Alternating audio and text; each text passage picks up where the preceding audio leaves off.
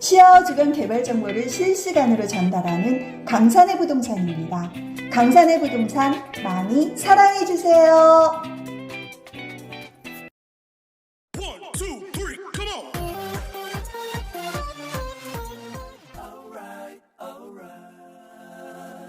안녕하세요. 강산의 부동산 대표 이태근입니다. 6월 3일, 에버랜드 파도풀장의 3배 규모죠. 3배 규모인 미오코스타가 개장을 했습니다. 이제 드디어 여름이 시작이 되었다라고 봐야 되겠죠. 이번 주도 많이 무더울 것으로 이렇게 예상이 되고 있습니다. 전국적으로 벌써 계곡 바다를 찾는 사람들이 많아졌더라고요. 많아졌습니다. 자, 수도권에 물놀이 할 만한 곳이 없어서 계곡을 찾아서 바다를 찾아서 떠났죠. 떠났는데 물 깨끗하고 물이 아주 깨끗하고 그리고 애들부터 해가지고 어른까지, 그 다음에 딥다이빙, 스킨스쿠버까지 이렇게 즐길 수 있는 국내 유일한 곳. 뭐 제주도니 어디니 뭐 수영장은 많이 있죠. 인피니트 수영장은. 그렇지만 딥다이빙이라든지 스킨스쿠버까지 이렇게 즐길 수 있는 곳, 그 다음에 애들 따로 어른 따로 이렇게 놀 수 있는 곳, 이런 곳은 없죠. 근데 수도권에서 가장 큰 파도풀장이 우리 거북섬에 있다. 이것만 해도 참 자랑스러운 것 같습니다. 자, 이제 여름 시즌이 오면서 점점 거북섬에 사람들의 발길이 잦아질 것으로 이렇게 보이고 있습니다. 지난 영상에서 말씀드렸지만 웨이브파크 하나만 잘 되면 안 된다. 이렇게 했죠. 수변 쪽도 잘 되고 스트리트도 잘 되고 위락 쪽도 잘 돼야 되겠죠. 많은 사람들이 와가지고 또 모텔, 호텔 이런 데서 많이 이용을 하면서 저녁에 또 스트리트 상가, 그 다음에 위락 상가 이런 데서 많이 즐겨줘야지 상가가 또 같이 살 수가 있겠죠. 아직까지는 지난주에 이제 9시쯤에 거북섬 이렇게 쭉 한 바퀴 돌아봤는데 밤에 장사하는 데들이 별로 없습니다. 밤에. 그래서 낮에만 장사해가지고는 답이 없죠. 밤에 장사가 돼야 되죠. 밤에. 그래서 많은 사람들이 낮밤으로 이용할 수 있기를 이렇게 희망을 해봅니다. 자, 그 다음에 요즘 이제 반달섬 쪽이 의외로 핫합니다. 어떤 분이 야, 이거 몇 년 만에 반달섬 왔더니 진짜 깜짝 놀랐다. 막 건물숲, 빌딩숲이 이루어져 있어가지고 아주 깜짝 놀랐다. 옛날에 반달섬이 썰렁하기만 했는데 정말 대표님 얘기대로 고라니들의 안식처였는데 야, 건물들이 이렇게 많이 올라가다니 깜짝 놀랬다. 이런 얘기를 합니다. 자, 수변 쪽으로 봐보면 히나 아일랜드가 6월 중에 준공이 떨어질 것으로 이렇게 보이고 있습니다. 자, 전용 면적 5평, 6평 복층 구조로 되어 있죠. 임대료는 월세는 월 45만원에서 한 60만원 선 정도의 형성이 될 것으로 이렇게 보이고 있습니다. 자, 수변 쪽도 건물들이 쭉쭉쭉쭉 이렇게 올라가고 있습니다. 바로 옆에 더 스테이 앤 스마트 캐슬이 9월달 준공을 앞두고 있고요. 그리고 바로 옆으로 하이브, 그 다음에 암티브, 그리고 미켈란의 아침, 그 다음에 하프문 아일랜드가 또 건물들이 쭉쭉 이렇게 올라가고 있습니다. 자, 육지 쪽 같은 경우는 산발타워가 진작 중국이 떨어져 가지고 거기에 최근에 이제 카카오 브랜드가 오픈을 했죠. 개업식을 했습니다. 거기에 보면 룸이 16개가 있습니다. 오늘 오후에 VIP 룸에서 그 관계자들 모여가지고 스크린 한 게임 하자. 그래서 저도 초대를 받긴 했는데 최근에 이 나무 심느라고 등짝이 아파가지고 저는 못 갈 것 같습니다.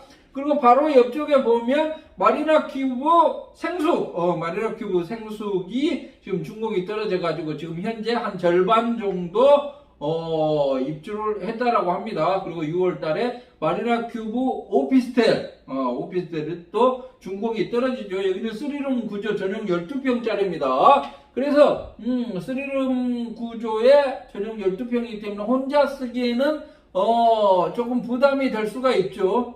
임대료도 보통 70에서 80만 원 정도는 이렇게 형성이 될 것으로 보이고 있는데 2명 내지 3명이 이렇게 거주를 한다 그러면 저렴할 수가 있는데 혼자 넓게 쓴다 그러면 조금 부담이 될 수가 있습니다. 서울에 비하면 뭐 아무것도 아니죠.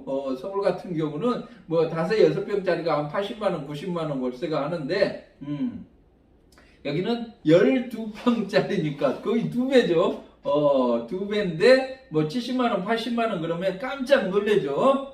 그래서 마리나 큐브 오피스텔이 6월 말 그리고 바로 옆에 아티스 큐브 생숙하고 오피스텔은 한 8월 정도 8월 정도면 준공이 떨어질 것으로 이렇게 보이고 있습니다. 그리고 뒤쪽에 보면 더 센트럴 스테이가 있죠. 더 센트럴 스테이 홈쇼핑을 통해 가지고 소리 소문 없이 이렇게 분양을 완료를 해버렸던. 자, 아무튼 반달섬 지금 빌딩숲입니다. 빌딩숲 전면에는 뭐 라군타워부터 해가지고 아티스 큐브, 마리나 큐브, 38타워 이렇게 해가지고 건물들이 다 올라갔습니다.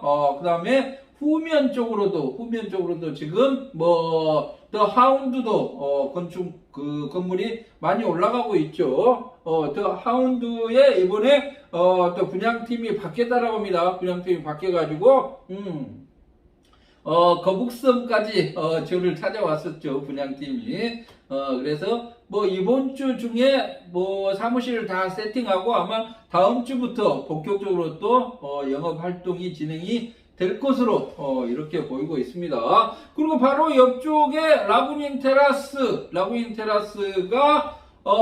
쭉쭉 이렇게 올라가고 있습니다. 지금 바깥에서 이렇게 보니까 총 뭐 40층에서 41층에서 49층까지 최고 높이요 이렇게 지어지죠. 그런데 현재 한 5층 정도까지 이렇게 올라간 것으로 보이고 있습니다. 최근 생활형 숙박시설을 오피스텔로 전환하는 것, 자, 올해 10월 14일까지 오피스텔로 전환을 해야 되죠. 국토부에서 생활형 숙박시설 그거 불법으로 이렇게 주거로 사용을 하고 있으면 이행강제금을 부과할 테니까 우리가 기간을 2023년 10월 14일까지 줄 테니까 오피스텔, 주거용 오피스텔로 전환을 해라 라고 했습니다. 그런데 협조가 안 되죠. 협조가 지자체하고 제일 문제되는 게 주차장, 그 다음에 소방, 그리고 100% 동의를 해야 된다 그랬죠. 100%. 그런데 이 100% 동의를 할 수가 없잖아요. 100% 동의를 현실적으로 가능하도록 해놓고 전화를 하라 이렇게 얘기를 해야 되는데 지금 뭐 1%도 채 안 된다 그러죠. 우리나라 생활형 숙박시설을 주거로 전환을 하는 게요. 이게 전부 다 사실은 생활형 숙박시설이 난리를 쳤던 게 이 부동산, 주거용 부동산을 규제를 했기 때문이죠. 아파트를 살 수 없고, 오피스텔도 전매가 안 되고, 그러면 생활형 숙박시설 같은 경우 가장 장점으로 내세웠던 게 전매가 가능하다. 그런 장점 때문에 생활형 숙박시설로 사실 사람들이 많이 몰렸습니다. 많이 몰렸는데 생활형 숙박시설 아파트 가격이 떨어지면서 오피스텔로 생활형 숙박시설 특히 생활형 숙박시설의 인기가 완전히 그냥 곤두박질을 쳐버렸죠. 곤두박질을. 그렇지만 라구인 테라스 1차 같은 경우는 주차가 가능합니다. 거의 아파트 수준으로 1대1 이상이죠. 그리고 구조 자체도 거의 아파트에 사는 고급 호텔에 사는 듯한 그런 느낌이죠. 또 아파트 구조하고 거의 비슷합니다. 뭐 테라스도 있고 전체적인 구조 자체가 넓이도 그러고 그런데 이런 곳은 3분의 2 이상만 동의를 하면 바꿔줘야죠. 3분의 2 이상만. 그리고 3분의 1 정도는 생활형 숙박시설로 그대로 그 운영을 하고 싶다. 그러면 뭐 3분의 1 정도는 그렇게 해준다든지 3분의 2는 원하는 대로 이렇게 해준다든지, 물론 이제 두 개가 섞여 있는 게 조금 불편할 수도 있을 수도 있겠지만 100% 동의를 해야지만 해준다 이렇게 할 수가 없죠. 그건 뭐 말도 안 되는 거죠. 국토부에서 주거용 오피스텔로 전환을 해라 했던 그 취지가 의미가 없는 거죠. 의미가 없어. 야, 주거용 오피스텔로 전환을 하세요 했으면 최소한 전국적으로 50% 이상은 전환이 됐어야 되는데 1%도 안 되는 것을 전환을 하라. 이 말이 됩니까? 말이 안 됩니다. 빨리 10월 14일보다도 전체적인 법을 다시 바꿔가지고 국토부와 지자체가 협조를 해가지고요. 원하는 사람들에 한해서 바로바로 바꿀 수 있도록 이렇게 좀 정리를 해야 됩니다. 지금 이것도 아니고 저것도 아니죠. 이것도 아니고 저것도 아니고. 그러면 사람들이 불안해할 수밖에 없죠. 생활형 숙박시설이 주거용 생활형 숙박시설이 엄청나게 분양이 많이 됐잖아요. 그분들은 지금 10월 14일이 오면 가슴 졸이고 있을 수밖에 없어요. 이행강제금도 엄청나고 그러면 그 정부 차원에서 빨리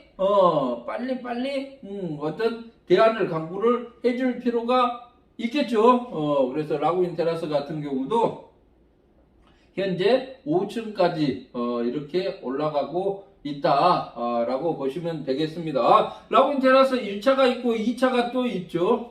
아무튼 그 반달섬 같은 경우는 부지 전체가 위락이 가능한 부지입니다. 상업시설 용지죠. 자, 최근에 이제 신도시 같은 경우는 위락이 불가능합니다. 위락이 가능한 땅을 찾기가 쉽지가 않아요. 백옷이라든지 송산그린시티, 새솔동, 동축지구 같은 곳, 그런 데 같은 경우는 위락이 전혀 안 됩니다. 위락이 안 되면 재미가 없죠. 재미가. 그리고 우리나라 사람들은 노래 부르기도 좋아하고 뭐 술 마시기도 좋아하고 이러는데, 야, 아무리 환경이 좋아야 된다라고 하지만 또 위락이 없으면 안 되죠. 위락이 없으면. 그래도 한쪽 블록을 해가지고 거북섬처럼 신도시가 만들어진다 그래도 한쪽에 애들이 접근하기가 좀 어려운 곳으로 해가지고 위락을 좀 풀어줄 필요는 있습니다. 자, 위락이 가능한 곳이 반달섬입니다. 반달섬. 그런데 말 그대로 아일랜드죠. 주거지역하고 이렇게 많이 떨어져 있다 보니까 위락시설들이 거의 안 들어오고 오피스텔, 원룸형 오피스텔만 그냥 가득 차게 되는 그런 상황이 됐습니다. 자, 아무튼 반달섬, 야, 반달섬, 외로운 섬 하나 반달섬이 지금 빌딩 숲을 이루고 있다. 이렇게 보시면 되겠습니다. 반달섬도 많이 좋아졌습니다. 그리고 특히 반달섬 선착장에서 대구도 그 방아머리 선착장까지 지금 안산호 유람선이 지금 운행을 해야 되는데 못하고 있습니다. 못하고 배터리를 이용해 가지고 친환경적으로 배를 운영을 하겠다 이렇게 했는데 어디에선가 배터리에서 불이 났다고 합니다. 불이 그래가지고 그게 좀 정리가 돼야지만 운행을 할 수가 있답니다. 그래서 뭐 7월 조금 늦어지면 8월부터는 운행을 하려고 하고 있으니까요. 또 문제가 되는 게 바로 방아머리로 가느냐 아니면 거북섬을 들려서 가느냐 이렇게 됐는데, 지난번에 이제 안산호 운영업체를 저희가 임대를 놔줬죠. 반달섬 38타워 6층으로. 잠깐 얘기를 하는데, 유람선 정도 그 정박할 수 있는 선착장은 한 달이면 지어버린답니다. 한 달이면. 그래서 시흥시하고 협의가 잘 되기만 하면 거북섬을 들려서 황하머리까지 갈 수도 있다라고 합니다. 그 업체에서 유람선도 운행을 하고 그 다음에 해양 스포츠도 이렇게 진행을 하려고 하고 있는데 전체적으로 다 막혀 있는 듯한 그런 느낌입니다. 아무튼 뭐 반달섬은 사람들이 놀 거리가 없습니다. 놀거리가. 그 다음에 거북섬은 웨이브파크 하나밖에 없습니다. 그래서 뭐 청평이라든지 이런 데 가보면 뭐 물놀이들을 엄청나게 하죠. 뭐 그 제트스키도 타고 그런 해양 스포츠 물놀이가 시와호에서 엄청나게 많이 진행이 돼야지만 많은 사람들이 또 몰려올 수가 있겠죠. 그래서 아무튼 반달섬, 거북섬, 시와호 이게 함께 급성장을 해야 됩니다. 반달섬은 또 생활형 숙박시설들이 엄청나게 많기 때문에 이렇게 해양 스포츠를 즐기러 오는 사람들이 많아가지고 또 그 생활형 숙박시설을 많이 이용을 해줘야 되겠죠. 아무튼 뭐 많은 사람들이 우려를 합니다. 거북섬, 반달섬에 대해서. 그런데 뭐 하루아침에 이렇게 이루어지는 것은 없죠. 시간이 좀 가야 되는 거니까 우리 전부 다 좀 긍정적인 생각을 가지고 거북섬, 반달섬이 활성화될 수 있도록 우리 서로 힘을 좀 모아봤으면 좋겠습니다. 자, 이상 강산의 부동산 대표 이태근이었습니다. 안녕히 계십시오.